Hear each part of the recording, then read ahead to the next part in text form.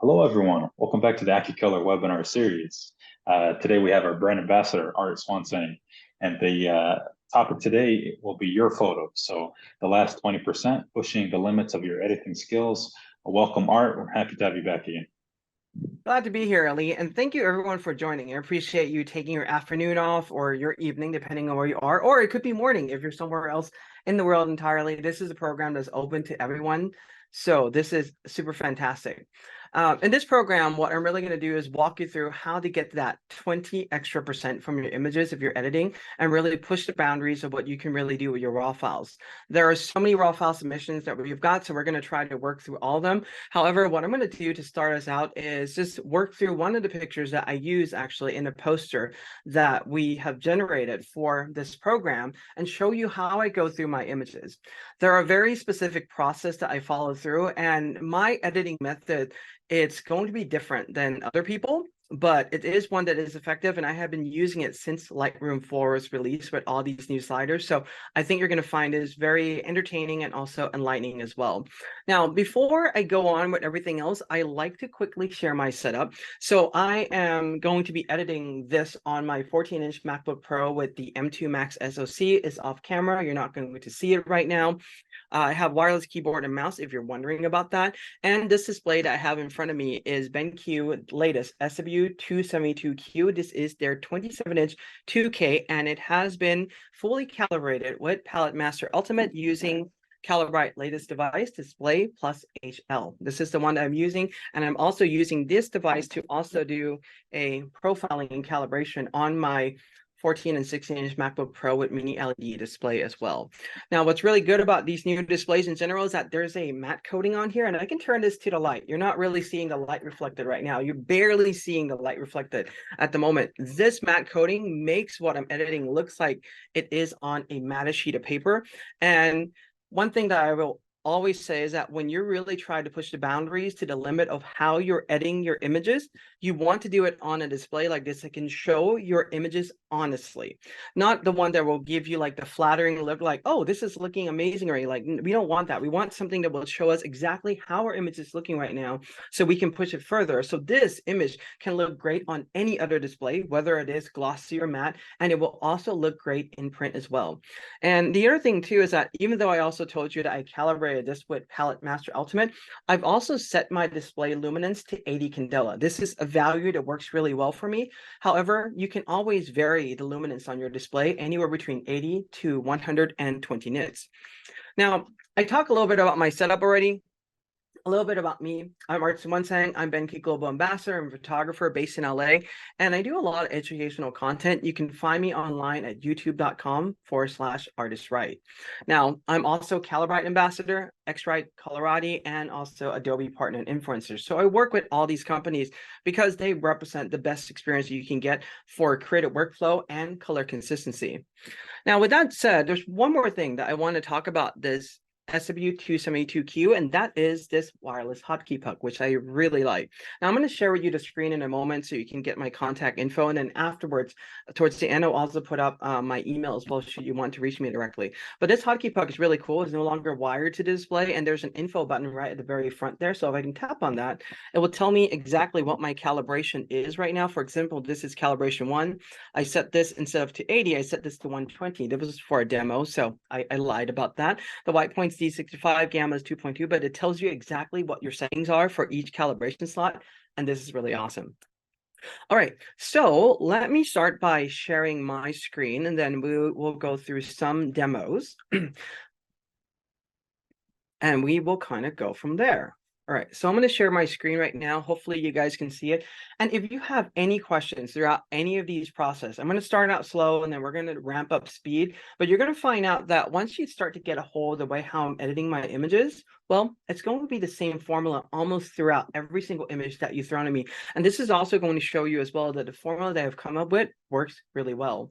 And by the way, I love espresso and sushi. I throw that in my slide. I thought I figured and I share that with you. All right.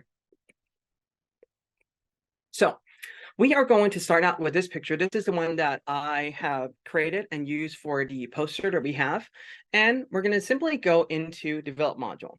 Now, In develop module, there are so many things that we can do. For instance, there's a whole bunch of like these sliders and so forth.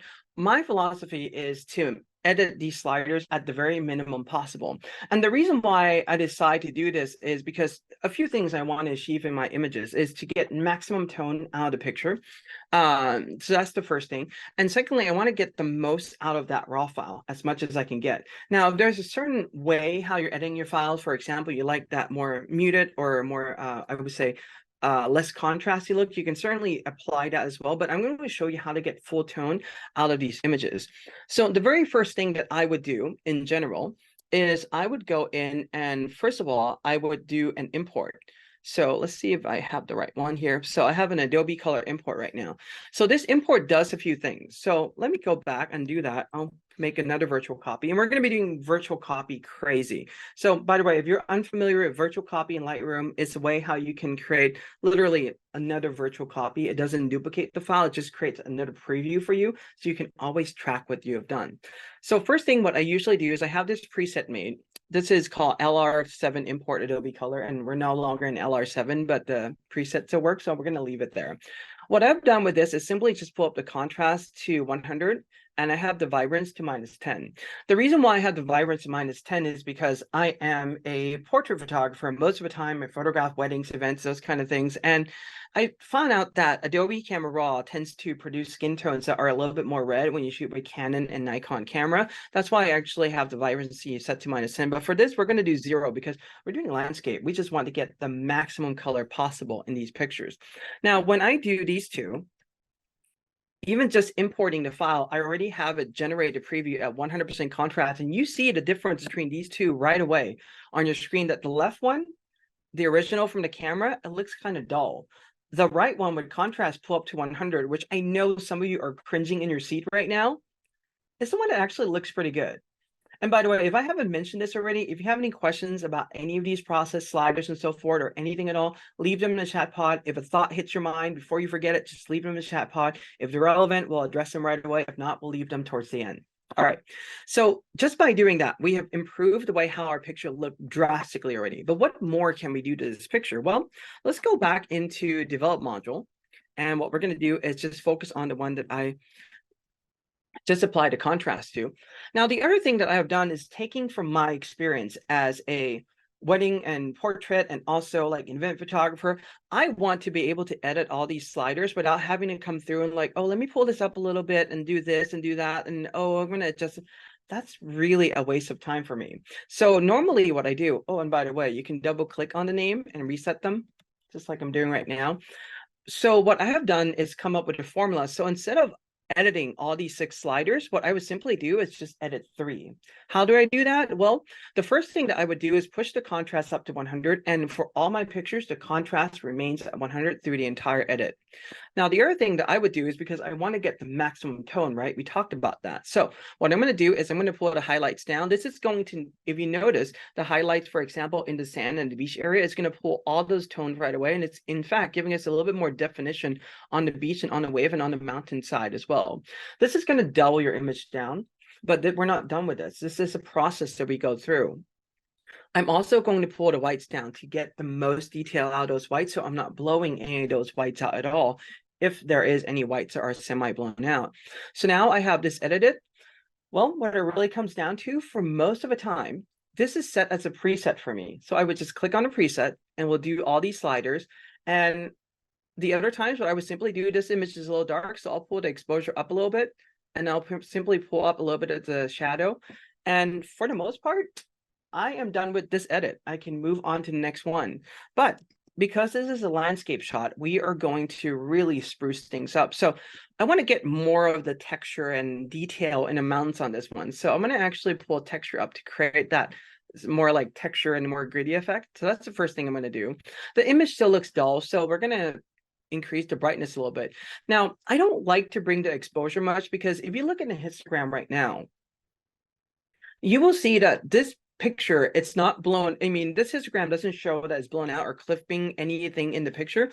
However, I'm getting a lot of these washout tones, and this does not look as good. So what I'm going to do is I'm going to bring the exposure back to the point where I think the overall picture looks pretty good. And let's say I like it where it is at the moment. Next thing I'm going to do is to simply pull the vibrance up. Now, I like to use vibrance a lot more than saturations because it looks at the tone. It's a logarithmic curve. So if something that is less saturated is there, it's going to saturate it more. Unlike saturation where it applies everything linearly, so you're going to get these really like yellow orange coasts are just going to be overblown, so I don't want that. And by the way, this picture was taken on a door off helicopter tour of the Nepali coast in Kauai, Hawaii. So this looks really awesome. If you have those opportunity, definitely take that open door helicopter tour. All right, so I'm going to pull vibrance up just like about there. I think I kind of like it where it is right now, and I'm going to create a virtual copy of this.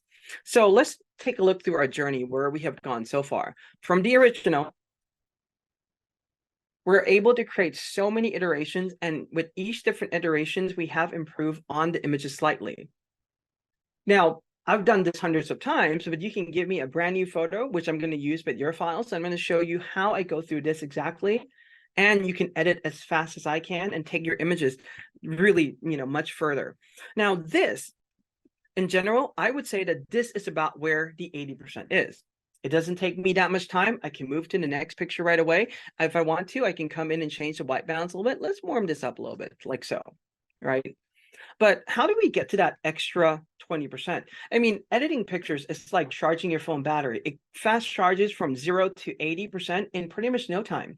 But that last 20% is the one that takes the most time. It takes finesse. And that's what we're going to focus on. So let's create another virtual copy and let's finesse this picture a little bit more. Now, I think I have exhausted the use of the basic panel already. So I'm going to just close that down by opening up Tone Curve. And with Tone Curve, I love using this right dot right here. This is called the point curve, and it acts like a curve in Photoshop, and this is really awesome. Predominantly, I use this to do a few things.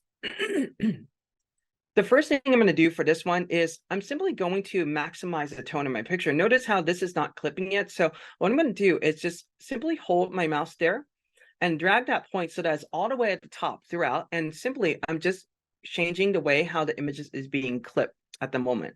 And just by doing that, I'm clipping a little bit more of the white sand. So we're going to bring it back just a touch there. So if I just show you this between the one before and this one, notice how this is a little bit brighter. This image on the right that I've just adjusted a tone curve is going to print way better than the one on the left. It's not going to print out muted. It's going to print with good tones and contrast. But wait, we can definitely do more. So I've just done this. I'm going to create another virtual copy. I told you we're going to go virtual copy crazy today. So what I'm going to do now is also create a little slight S-curve to bring the contrast up a little bit more. Now, this may be too much already for some of you guys, and that's perfectly fine. I just like my image to look as pristine as possible, and this is the way how I edit my file. Maximizing the tone in histogram, maximizing everything that you get, and let's do a comparison between the last three. You can see that right now, even on your screen, how these images coming literally, this is not from 0, this is from that 80%, getting to that about that, I would say like 85, 90. And you can really play with a lot more things, but I'm okay calling this at 100 right now, but we're going to do a few more things. So let's take this picture and let's go crazy inside Lightroom. We're going to do a touch more stuff. So what I'm going to do next is, let's see what I can do. I am going to do this. I'm going to do a linear gradient, and I'm going to actually darken the top left a little bit, just like about there. I'll simply just drag that gradient there, and I'm going to bring this down, so control the tone just a touch, so that everything looks a little bit more even and your eyes isn't constantly trying to escape to the top left. So that's the first thing what I'm going to do. Now, the next thing what I'm going to do here is, I'm going to go and click on Create a New Mask, and this time I'm going to use this creatively by using luminance range. So what I want to do right now is target the super dark tones in a picture. And this is telling me that, hey, first time using this is how you use it. I got it. So we're going to continue. So right now we're really just targeting all those blue areas. In fact, we're going to target a little bit less than that by pulling out. And predominantly, the reason why I'm doing this is because I want to bring some of the detail back in the shadows. It's going to be pushing it, but I'm going to be able to like pull back a little bit more detail. Let's see if I can actually push this up a little bit, not too much. And then we're going to pull the black down just a touch. So now you can see that, yeah, even though I'm doing this, I'm going to warm this up a little bit in the shadow as well, so that you're not seeing so much of the blue. And this is going to give us a little bit more of that like shadow detail, even though it may not look like it's changing much. We now shadows I'll even push it much more. We don't want to make it too flat, so I'm going to leave it just like that. Now this is really starting to take it to the last 90%, right? Or rather the last 10%. I'm going to make another virtual copy. And this time, because I mean, everything is up to interpretation, I really want to do a different color range for the seawater and make it a little bit more like, let's say, turquoise. So let's select the sea here and maybe add in a little bit of that, the shallower water to a little more greener one by holding down the shift key. You can see that my eyedropper or the turquoise comes to plus. I'll click on that and boom. So now I'm literally controlling the entire ocean. All right. Really cool. So now what I'm going to do with this is let's make the ocean a little bit brighter. Let's bring up a little bit contrast in here and make it just a touch even. And what we're going to do is make it a little bit more blue. If I want to make it super crystal blue like that, or I can also make it a little bit more green as well. So now we have total creative range in our picture, but I really like how this picture is really popping out right now. So let's go in and do a comparison between the very beginning that we work on this file, just pretty much as is, to where we are now. Now we can see that coming from the very beginning in the top left, taking us through this journey, it takes us a little bit of time, but I'm explaining this. When I'm really doing this on my own, it is super fast. And once we go through your pictures, we're going to go through it a little bit fast by using a little bit more preset. All right, so with this, we're going to do just a few more things on this one. I'm going to make another virtual copy, and we're going to go to develop, back to develop again, and this is generating the preview.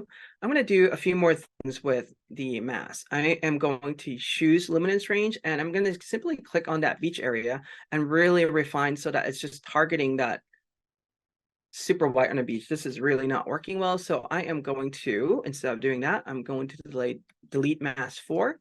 And what we're simply going to do is create a radial gradient. This is a circular gradient around that beach, that sand area. I'm going to rotate it a little bit, put it right there, expand it just a touch. And for this, I'm going to pull the highlight back just a touch and also pull the white back just a little bit so that that beach is not really, really blown out. I'm going to bring it back just a little bit more. And I think that brings harmony into this entire picture. So let's appreciate this in full screen. Once my Lightroom is done with the preview, this is what we have. And essentially, what we have gone through in this short journey of time is really taking an image from something that comes out from the camera looking like that to something that is looking like this. And now you can see even clearly these rock formation under the water and everything.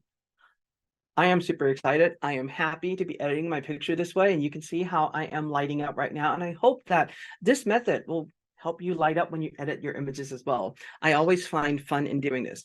Now, enough about talking about my photos. Let's go to yours. So what we're going to do is we have 10 submissions. So we're going to start out with this portrait. And I'm going to hide the names and everything. We're not going to do anything like that, but we're going to create a lot of virtual copy. So let's start out with my first virtual copy. This is a lower key photo. It has a dark background and everything. It's a pretty good shot. I mean, I really like the way how it looks. Let's make her skin tone pop. Let's make this, if you want to print it, looks really awesome. So for this, what I'm going to do is I'm going to do import portrait for this one. And the reason why I'm doing that is because the profile is a little different.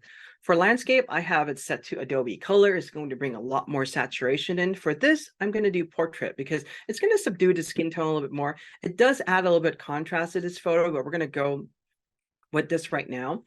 And what I'm going to do is I have another preset made. This is called pre-color grade portrait. So let's see if this works on this picture. So this is going to take the picture and push it a little bit more. It's going to make it everything look dark. But what we're going to do is we're going to bring this up just like so. Actually, you know what? What I should have done is, let's go back. We're going to create a virtual copy because I forgot to do that. All right. So it's going to make your picture look dark like this. It's perfectly fine. We're going to do this. And then we're going to also bring up a little bit more shadow detail behind her as well. Now we're starting to get the full tone picture. Now, if you notice this, when I use this formula, the one thing is that even though I have the vibrance set to -10, it's still saturating the skin tone a little bit too much for me, where people look a little bit too orange, like they have been tanning all day. So what I will also do with this to eliminate that is I have also created another preset. This is called a skin desat formula. And I'm going to just quickly show you what I have done. So instead of going into dial the HSL, hue, saturation, luminance every time, because this is one of the most useful tools in portrait, I would simply do in general, if I don't have a preset, is I would come and click on this target color selector and move this over her skin and simply scroll up or down to just desaturate a little bit by making the skin not too red. And I would simply do that. But because I already have the formula made that will accommodate to make the sky a little bit bluer and also the green a little bit more natural instead of looking neon green. And interestingly enough, all the pictures submitted today, we don't have anything with that much green, but I'll see if I have a demo. I can show you what that green looks like later on if I don't forget. So I'm going to dial in the skin desat. So this is pretty much the way how I have work for mine right now. And this is a little bit more desaturated than I wanted it to be because this is a different camera than I normally use. Mine is fine-tuned to Nikon files that I have, and I'm going to do that. I've also made a slight adjustment in the hues as well by making the skin tone instead of more yellow-green. I pulled the yellow up a little bit more towards the orange area and then pull the orange a little bit towards the yellow. You can see, or excuse me, I pulled just the orange up, not the yellow.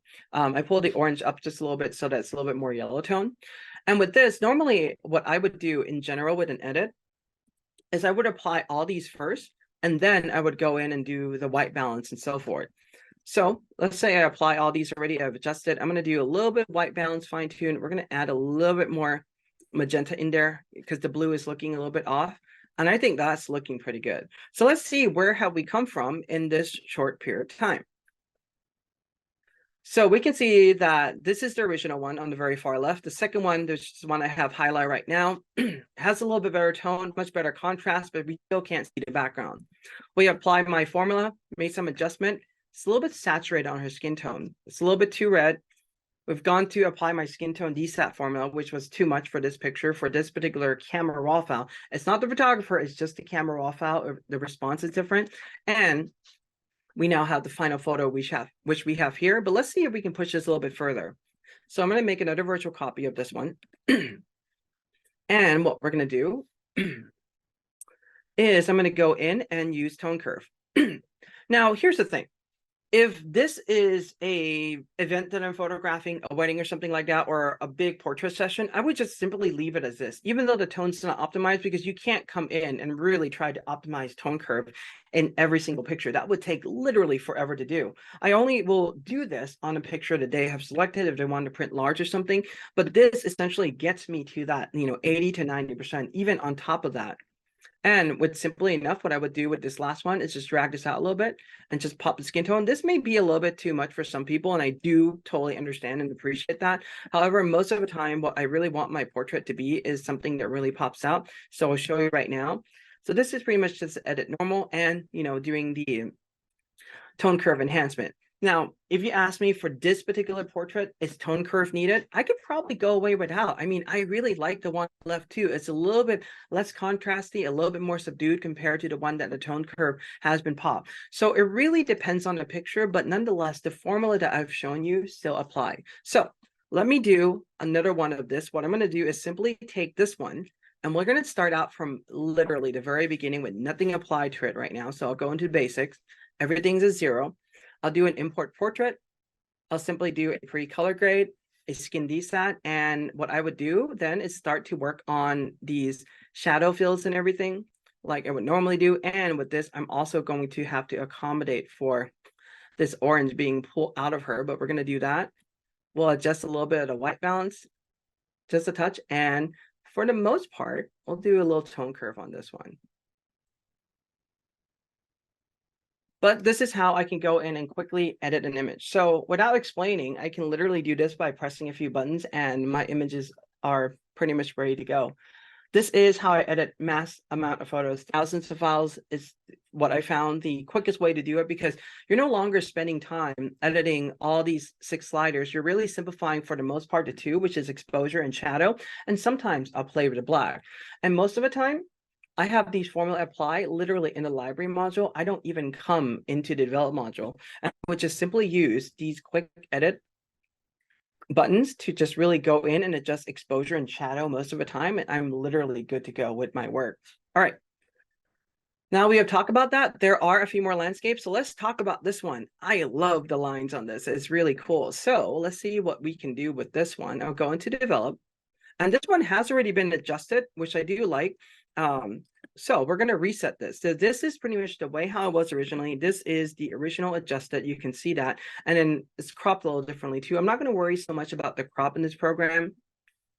So what I'm going to do now is, well, let's go into full screen mode. There we go. So we're going to start with this. I'll make another virtual copy, and then we're going to go through the formula again. So with this, I'm going to do LR7 import Adobe Color. So this is going to put contrast 100 Adobe Color right away. Things look really contrasty, but if you take a look in comparison, we're moving in the right direction. Things pop out a lot more, right? And again, if your goal is to get the pictures to pop, this is definitely the way to go. All right, let's create another virtual copy. And this time what I'm going to do is I'm going to also apply pre-color grade portrait to my landscape. And this is what I normally do anyway. What I'm going to do though is reset the vibrance to 0 because this is not a portrait. And I'll start out by going into pull a little bit like exposure up and pull a little bit of shadow up to fill in the building just a touch right there. And you can see that even with this, we're still retaining the detail in the sky. We're not losing anything. We still see some of the details in the building, and we can push it up a little bit more as well. The white balance seems pretty good from the camera. You can always adjust it a little bit, but I'm going to leave it as is. Now, what I'm going to do, though, is I'm going to pull up the texture a little bit just to increase a little bit more texture in the building to make it pop. And if I want to, I can also do vibrance, but I don't think this is a picture that really calls for that vibrancy to really jump out. What I think it really needs a little bit more than this to really take it to the 100 is that tone curve. So this is going to be a picture that responds really well to tone curve. And let's do that by putting it that much. So now with that small change, let's see if there's any difference between these 4 versions. We are really taking it from a picture that comes out from the camera as is. We enhance it slightly on the top right there. And then on the bottom left, we push it a little bit more. And, you know, that slight difference that's going to make the biggest difference in print is on the bottom left. Now, would I do anything more with this picture? I probably would not. I think I like it the way how it is already. I might just actually do, let's try to push this overboard a little bit. I'll do another virtual copy, and then we'll do a slight S-curve. So we're going to bring just the highlight a little bit up, and we're also going to bring the shadow just a little bit down, just like that. So this is with a slight S-curve. Let's see how this will look. Not too much different. It refines the tone a little bit more. It depends on your taste at this point. I think like when you get to the other thing I forgot to mention is that when you really get to that 90%, you know, that when you get to the 90% range, that extra 10%, a lot of it is going to be come down to taste and what you really want to see and get out of your pictures. So it just really all depends. So I think I'm good with that one so far. By the way, if you are the creator of these images and you'd like me to do something else with them, you'd like to see some other way of editing them, please let me know as well. You can always turn a picture into black and white, but that also defeats the purpose of us talking in this program. So we're going to do this. Perfect. The cherry blossom in DC, I think. All right. So let's take a look at this picture. We'll start out with this baseline one and see how it is. So this is everything 0, 0, which is great. I don't have to reset anything. So what I'm going to do now is I'm going to import Adobe Color, and notice how like things get blown out right away. The other thing too that I forgot to tell you is notice though, I'm going to do this, create a virtual copy.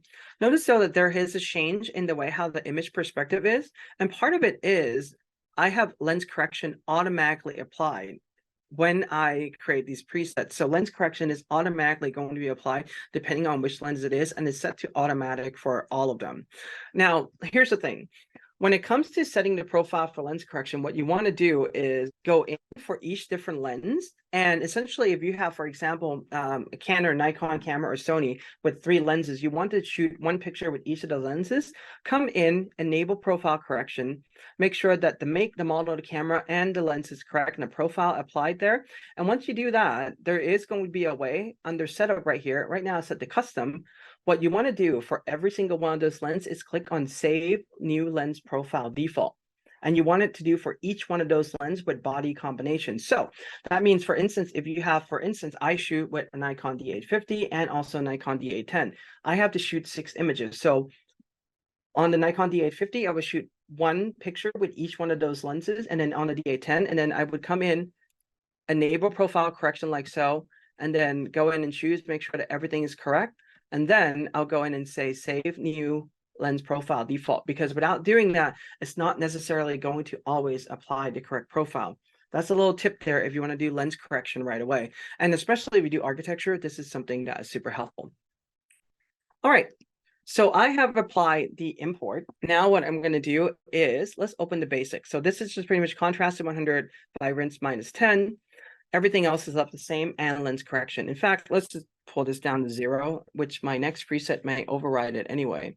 So I'll do the pre-color grade. This is the one where I adjusted these extra sliders, the highlight and the white, bringing them down. But notice though, by just doing this, I have already brought in so much of a sky tone back. In fact, I brought a little bit more of those Sakura back as well.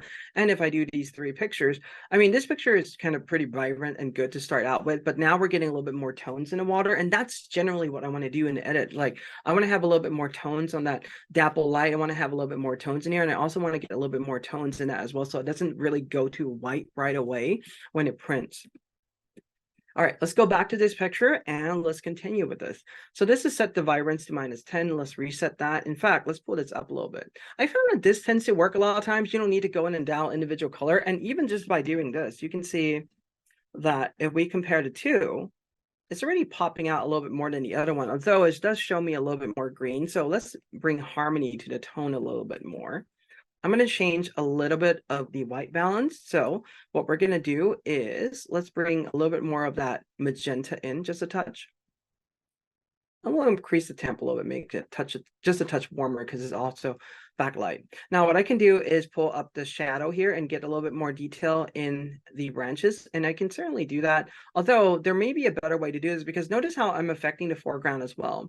There's a couple of ways you can approach this. I can do this now and just use, for example, a linear gradient in the local adjust to darken the foreground. Or the other thing, what I can easily do is I can go into local adjust, and what I will do is select range and choose luminance range. I'll click on the dark range right there, and I'll just simply refine by taking out the areas in the front. You can see that highlight in red. So this is just really targeting the branches now in the super dark area. And what I can simply do is I'll go in and pull up the shadow. And the reason why I'm doing this is because it's a little bit less intrusive than if you go in and do the exposure adjustment. So exposure tends to do a lot more, and now it looks like really fake. I'm not going to do that.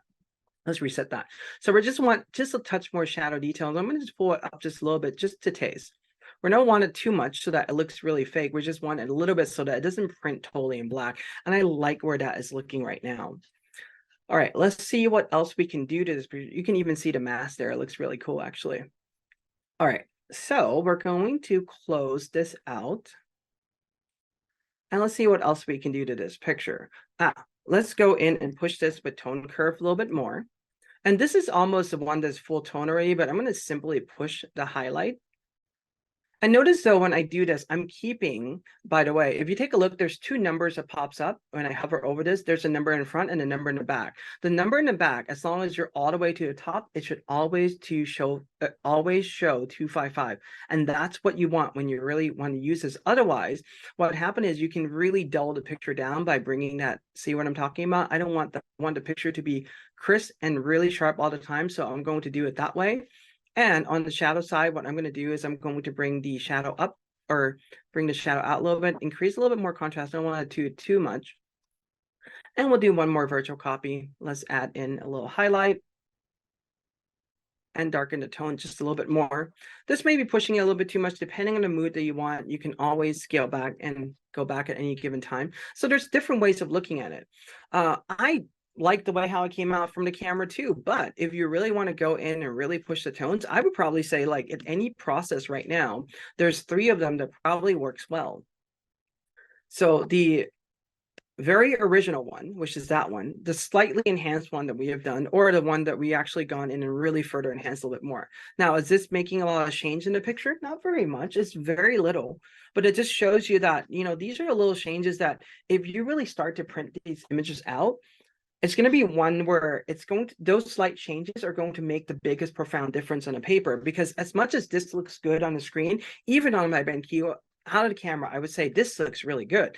But once we go and enhance it, like, wow, this is what it could have been. And if you print that out, you would be happy. But then if you do this and you print this out, you'd be like, I like that.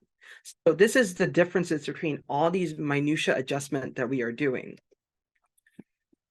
All right, let's continue on this one. Ooh, glacier. Is this Iceland? I think it is. I am going to have fun with this one. All right, so let's go into develop module.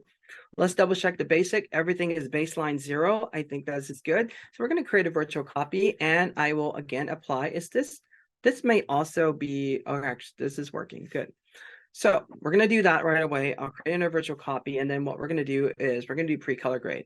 So notice though, when I really just apply these formula, I bring the highlights and the white down. I'll do a quick comparison right now. We're bringing all these tones in the sky and everything you capture in the picture back. That's my goal of working with this. All right. And keep going to the wrong portion of the screen.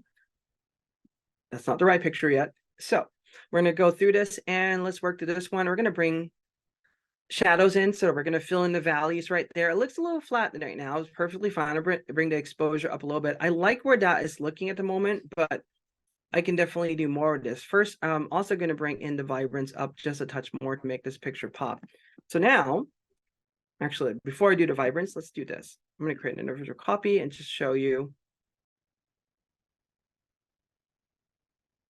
Let me go back one more.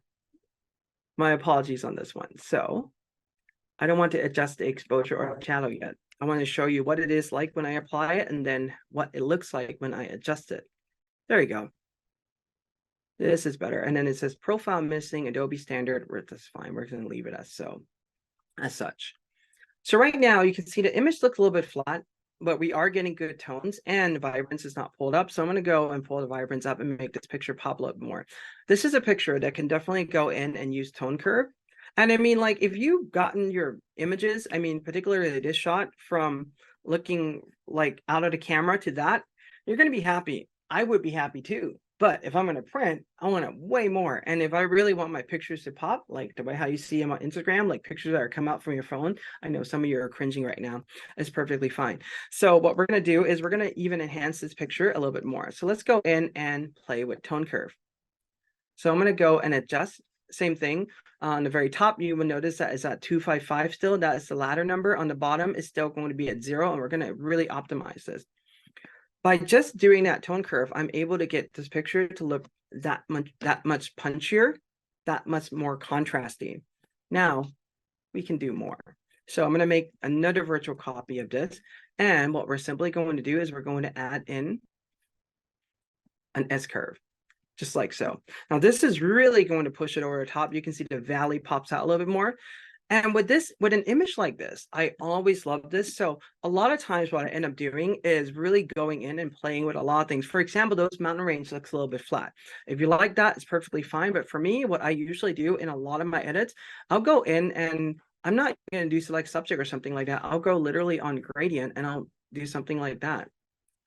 Over the mountain area, rotate a little bit, and I'll simply go in and literally punch up the contrast. Bring that up a little bit. And also there's a lot of that blue in the area in the atmosphere. So I'm going to counteract that by making a little bit warmer. Maybe a little too much. Do that. I'll bring the blacks down a little bit, create that a little bit more of that tonal separation. You can see how that area of the picture really pops up now. We can do the exact same thing on this side. In fact, I'm that lazy, so I'm just going to simply right click on that little dot, that pin, and just say duplicate mask 1. Now, another thing that you can also do as well is that it says on the very bottom there's a toolbar. Notice how I press the T key, that goes away and that comes back. Show edit pin. I have it set on auto. You can always set on always, and it's always going to show you, even if you don't have that pin selected, where the pins are, and it's going to make it a little bit easier to find those pins. I'll duplicate mask 1, move it over on this side, and now we're just getting the other side of the picture to really pop. That's really cool. I like that.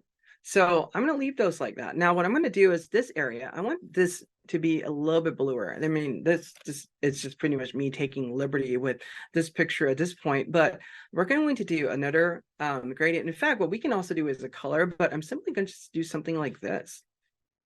We'll put it right in front, just like so.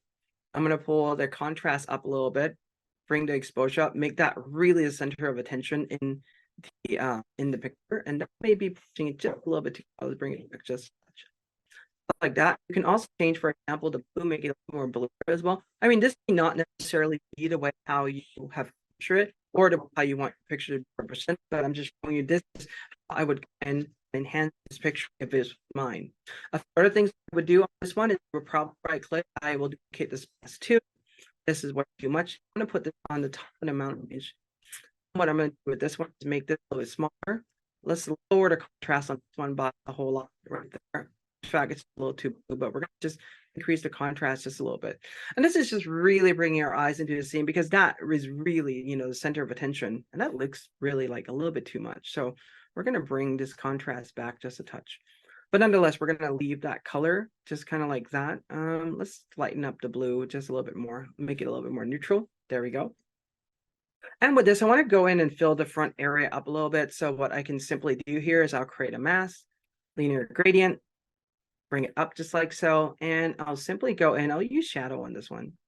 We'll bring the shadow up just a touch, bring the contrast up a little bit, and that. We're going to make the front pop out a little bit more, as you're seeing right now. So this front of the picture is really popping out. And let's see how it looks like before. And I forgot to make a whole bunch of virtual copies. So hope you guys are still following through and don't mind the fact that I'm moving a little bit faster now that we are building a little bit more comfort with the program and the way how I'm editing. So let's do a comparison. You can see how things pop. Now, the one on the left, am I okay with that? Yeah, absolutely. And if that's how you want your picture to be, perfectly fine. Personally, if I'm going to print this, I want it to come out like the one on the right, because there's going to be a dulling effect that happens when you print on paper. And particularly, I love to print on matte paper. So the one on the right, the one that I just edited, it's going to pop out and bring a lot more tones into this picture. Now, another thing that I might do to this, just really take it over the top. And let's do one last thing. You can always do a double gradient. I don't know if any of you guys have do this, but I've done it all the time. So I'm going to create another linear gradient, and I'll bring it a little bit onto the bottom, just like so. Back it up just a touch.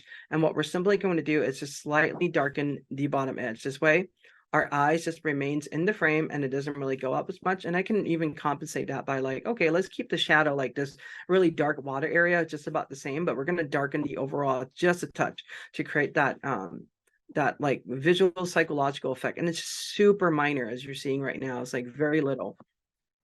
But we have now taken this image from an entire journey, from the way how it's captured. These two are pretty much the preset applied from mine, coming from something that looks, out of camera like this is something that looks, even much better than what it is out of camera. And like with every raw photos, you have to do an edit. But now what we're able to do is these last four is really going to give us a sign of what we can really do with our images. So this one coming down to here. In fact, let's close some of the ones that are in between. You can kind of see that. And either one of these two is fine. This one just have the slightly darkened bottom. And I'm going to close that out. And you can even see like the tones, just even in that delta of like the river or the lake there that you can see, it's really showing a lot more tones in this picture. All right, we're coming towards the end. I'm going to move through this a little bit faster because I've been doing a lot of explanation. I don't know, you guys have any questions? I don't see any questions in the question pod so far. So I'm just going to continue. And for this one, I'm not going to make too many virtual copies now. I'm just going to simply go through and start to edit them. So I'm going to do import. I'm going to do pre-color grade because I love that sky. I'm not going to do DSAT because, I mean, this is a landscape. Why do I want to do DSAT? I'll take the vibrancy out so that we get that sunset shot. And then I'm going to just simply go in and fill some of that tone in. Now, personally for me, this is a little bit too much magenta. So what I'm going to do is go in and dial a little bit of that magenta out, making a little bit more neutral, depending on what you want. This, again, all these are pretty much just to taste. I kind of like the picture the way how it is right now. We're not going to bring texture up. In fact, I can make the sky a little bit more orange. Let's do that. I'll do tone curve. Adjust the highlight just a touch more like so. We can get a little bit more of the area there. We're starting to lose the sky in that area a little bit. Let's see if we can fix that. So what I'm going to do is use actually, let's do this. We're going to use select sky. It's going to detect the sky right now. It's going to pull in the whole thing. In fact, it might pull in a little bit much, but we're going to bring, instead of doing the exposure, we're just going to bring the highlights and the white back. I don't really like the way how that looks right now. And if I increase the contrast, it's going to bump the cloud up a little bit. Let's do this though. Let's see what we can do. I'll brighten it up a little bit. At least we're not really totally losing this guy. So I'm okay with that right now compared to what we have before. In fact, I'll do a virtual copy. And then what we're going to do is let's delete the skies so we can see in comparison. Notice how this is really popping out. It's showing almost white. And the next one over, I'll show you a comparison right now. I remember I got to close this out before. Otherwise, survey view doesn't work. So this is really bringing the sky down by quite a bit. I don't really like the muted effect in this picture, unless it's not actually virtual copying it correctly. All right, let's go back to this one and let's do a few things. So instead of using the sky selection, because I don't want to affect the entire sky, my mistake, let's delete mask one. I'm just going to simply go in and use a radial gradient. I'm just going to target just the highlight area like so. And we're just going to bring the highlights and the whites back just a touch right there. So it's going to look a little dull. It's going to look a little bit more bluer. We're going to bring this up to match the warmthness of the area surrounding it by doing it just like that. I'm going to bring the warmth up, but I also want to bring the saturation down as well. I don't want to make it like too overly done. Let's see what we can do with that. This is a little bit of a challenge in the sky part. And one thing that you can always do in a situation like this is use, for instance, like HDR for capturing. And that's also going to help as well that by layering multiple image up so that this bright sky part doesn't really go over, doesn't really go too bright. So I can try to do something like that. I don't want to pull this up too far, otherwise it looks kind of dull. Let's see if I bring some contrast in. Will that help? There we go. That's a little bit too much. This is one of those where you're going to spend a lot of time just finessing this part of the sky. And ultimately, this is pretty much how it looks like now. I like this a little bit more because the sky itself is not quite as blown out. It's a little bit more subdued. There's a little bit more control. But ultimately, all of this is really going to depend on your preference, the way how you want to edit them. But this sky, the one on the right that I have highlighted in white right now, is going to print out a little bit better because there's not that really drastic tonal transition from an ink being laid down versus no ink at all. There's going to be some ink in here because this is not 255. So that's also going to help with that tonal transition when you do print these out. All right, we're down to the very last 5, and we still don't have any questions. So I'm just going to do this. Let's see. This is picture of a dance on stage. And for the most part, my formula will work with dance on stage as long as you're not using like a flash in front. So let's see if this works. Pre-color grade. Let's do, rather than this is portrait, so let's do portrait import. We're going to do pre-color grade portrait skin desat. So I apply all those things in with HSL. Let's bring this up. This may not be one that works too well, but we'll see what we can do. Actually, that doesn't look bad at all. We'll bring a little bit of this down. And because the lighting on stage, this is really tricky depending on how you want to light it. You can make it like totally purple. Or if you want to bring skin tone to a little bit more neutral, you can do that. And this is shot at 6400 ISO. So it's a little bit high ISO. And sometimes in situations like this, I would come in and I would use denoise. So let's see what it can do. And in fact, a lot of pictures that I've actually taken, I actually do the automatic denoise this way. So you can see like it's much better, even though this is really not showing you the without enhancing. It's not necessarily a fair assessment because Lightroom is already applying color noise reduction on top anyway. But we're going to do a denoise on this one. And I'm getting a lot of details here, some of the flat lights. We're going to go in and refine some of the tones just a little bit more after this denoise.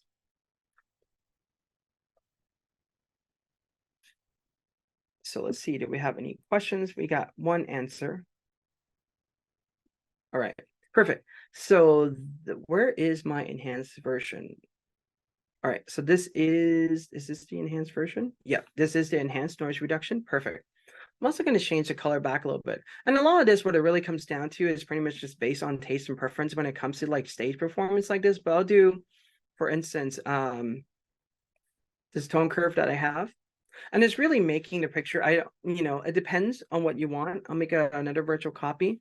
This is popping out a little bit more than it was before. And I think that if you should go to print or produce this, it's going to look pretty good, although we are losing a lot of the tones in this picture. So let's see if I can actually back myself out of this jam. So let's go in and change the tone just a touch. I might do that and go for more of like the neutral tone or something like that. Again, this is one of those stage performance and it has a lot of pretty much lighting with gels. You can really take this in any direction that you like, really. There's so many ways you can do this. In fact, I might not actually fill the shadow in as much. I'll probably go with something like this. It looks a little bit more neutral, and I think this is going to be a lot better than the one that I had before with the shadow pull up all the way, because we don't need to see all the details in the very top and so forth. I think this is going to create the mood that we need. All right, let's take a look at these pictures. These are raw walk pictures, and we are going to take a look at some of them. So these have not been edited at all. I'm going to, again, apply what I normally do. Let's do an import portrait, pretty much just to see what it's like. We're going to apply a pre-color grade. That's pretty much me going and adjust the contrast, highlights, and white, and also vibrance, because this is people. And I will also throw in the skin desat as well. Notice how like the skin tone looks really orange before the skin desat, like right now, and I throw that in and it looks totally neutral. But this is telling us that we can go in and literally go in and change the color temp and adjust people's skin tone a little bit so it doesn't print out too bright. I'll just simply go in and pull in some shadows here, pull up highlights just a touch right there. And what we're going to do is go into tone curve. And lastly, just do that type of adjustment. Let's see what we have from before and after. I'll reset this. Before is not bad at all, but this makes this picture pop out way more. You see the yellows clearly, you see the tones. And if you should ever print this out, the one on the left with my edits is going to pop out a lot more, especially on paper. Now, the other thing too is that this one on the right, the way how it was shot, will look fine on phones and everything, but this one on the left, of the way how this is edited, will pop pretty much everything out and will give you more definition and details in the shadow areas too. A few more at the end, and what I'm going to do is I'm going to make a virtual copy for these right away because I'm going to forget. Let's go through these again. And as you start to gather by the time we're reaching the end here, is that I'm really just going in and using my formulas. I'm not doing that much of these pictures at all. I'll go in and pretty much adjust the, for instance, like the white balance a little bit, make it a little bit warmer. I'll go in and mostly fill in the shadows and the exposure. That's pretty much all my edits. That's really all that I am doing. And sometimes if a picture merits or required it, in fact, on virtual copy this one, I'll go in and do tone curve. But this is how I get all my pictures, all my edits, literally to that 80% really quickly, and also to the next like 100%. So if we close out the original, we can see the difference between tone curve. Like it's just that slight touch, but if you're going to print, I think it's definitely worth it. Let's do this one. So for this one, again, we're going to do all these like little presets I already made. I'm throwing that in there. Let's fill in the shadow, bring the exposure up just a little bit. I'm going to warp this picture up just a touch and maybe throw in just a little bit magenta, just like that. I like the way how this looks. Let's back up on the magenta a little bit. But one of the key things I also wanted to take away with this too is that when it comes to like these refinements, you can get to the 80% on any display. That's not a problem. But when it comes to these last 20%, it's so much subjective sometimes that you almost really have to be on a good calibrated display in order for you to really see what's really happening with the picture. Because a lot of this is really just visual at the end of the day. The histogram, all these numbers we're dialing in can only just really tell us so much about how our images are looking, but without really seeing it, I mean, it's going to be slightly different. So we can see how this one, the skin tone pops a little bit more. I feel like this one, I am going to do another virtual copy and I'll add in a little bit of a slight S-curve, just like that. And just really refine that just a little bit more. Let's see how it compares to the one without. So it's still generating preview. All right, maybe it's a little bit sharper now. I don't know. I could go with either one of these. I mean, I think they're just about the same. Not much have changed. This one changed just a little bit. So I'm not really going to even like worry too much about that one. Either that or I actually used the wrong picture to like copy from virtual copy. Anyway, let's do the last one. So this is a pretty cool industrial picture and my computer is now struggling for its life trying to generate a preview because this looks blurry unless this is the way how it is, which is not supposed to be. I don't know why this DNG is really small. This is apparently a really small DNG because at 100%, that's pretty much stamp size, but we're going to quickly go through this with fit anyway. We'll see what we can do. I mean, hopefully the raw file data is still there. We're going to do Adobe Color, pre-color grade on this one. I think this may have been compressed way too much because the blue and the tones we're losing data really quickly on this picture. So I'll go in and cool this down a little bit, just like so. Pull up the shadow just a little bit more. I'll do tone curve, and I'm not even going to do that much with this picture because that's pretty much the way how these pictures look right now. So I have a question. Are these presets available? I haven't made them publicly available yet. I can probably provide them via link in this video or something like that on my YouTube or on my Google Drive or something like that. We'll see. I'll work with BenQ on providing some of these presets. If you want to try them out, you can. No promises, but I will try to put links up for that. So yeah, that's about that about concludes what we have to talk about in regards to just taking your picture to the last 20%, last 10%. So this is my info. I'm going to share that on full screen right now. You can find me online on youtube.com/artistright. hello@artistright.com. If you need to ever reach me, Instagram @artistright, you can DM me there. There's so many different ways to reach me. If you have any questions, you can certainly reach out about that. And I also do a lot of content on color management. I mean, you might have actually watched my YouTube channel on those, and a lot of Mac reviews. So if you wonder which Mac is best to get for your workflow, that's going to be something that you can really look at as well. Let's see. Do we have any more questions we need to look at? Hey, Art, we missed a question early on the first picture of yours that you're editing. Mark was asking, how did you select the C as a mask in image number 1? Right. Let's do that. Let's go back to that one again. So the way how I do that, let's start with this baseline photo with some edit. I'll go into develop. I'll go into this mask tool in Lightroom, and simply what I'll do is click on that create mask button, and you're going to have these options. So with this, the C is a total opposite different color. So I'm simply clicking on color range, and I'm just using the turkey baster and clicking on one of the blue colors. And if I want to add, for example, that area, that turquoise that's not covering red right now, I'll simply press the shift key on my keyboard and just click on the area. Notice how it adds in a lot of coastal area. And now with this, I can go in and totally brighten up the sea if I want to. I have total power, total control, and I can also even make it even a lot more blue.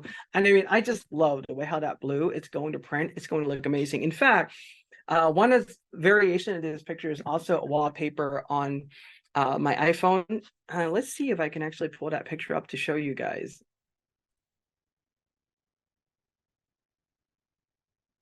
It's this one, but it's further enhanced in that there's that catamaran going up the coast. It's just really cool. And then I've also gone in and edited that version so that the top of this is not showing a lot of the blues from the atmosphere.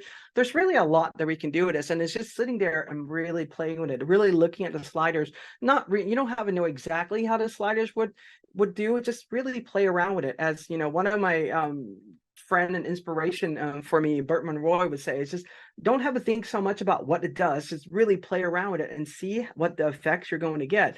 And this is the best way to really do it because you're editing these pictures non-destructively. What are some amazing, it's not some amazing, I've been reading the comment. What are some of the other questions that we may have? Is there anything else I'm missing, Ali? I think that's it. Here's one nice comment from Michael. He would love to see a webinar about your file management, creating a DAM. Let's do it. Let's schedule something with BenQ for that, because I think Lightroom Classic file management is a big topic that not everyone talks about. And I've been debating for like the past 5 years. I should do a video about that because I consult with clients on those all the time, like photographers, like many of you guys out there. But Ali, let's figure out something. Let's put that on the book. Yeah, for sure. And then Yeah, just so a Michael, lot of compliments and thank yous from many of our regular attendees. Great job, Art. Awesome, thank you. Is there any other questions though? I mean, pretty straightforward, right? I'll also show this one. I mean, hello@artistright, YouTube, find me there. Have any questions, feel free to reach out. Right, anything else, Ali? That's about it, Art, but can you share your screen so they can see your channels and socials? Yeah, absolutely. Let me do the screen share again. We'll share. Go into full screen mode. There we go. And again, that picture behind the background picture right now is also edited the same way how I've been showing you how I edit these photos. It's really simplifying the process so much. And if you can get something out of that, you're going to save so much time and make your images look immensely better in your workflow. So I hope that you find this, really useful.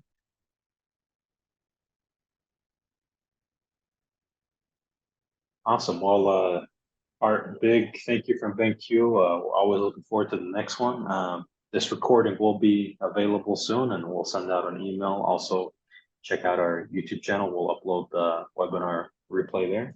So on behalf of BenQ, big thank you to Art again. Really appreciate it. You're welcome. Thanks you guys for being here. Thank you, everyone. Have a great night. You too.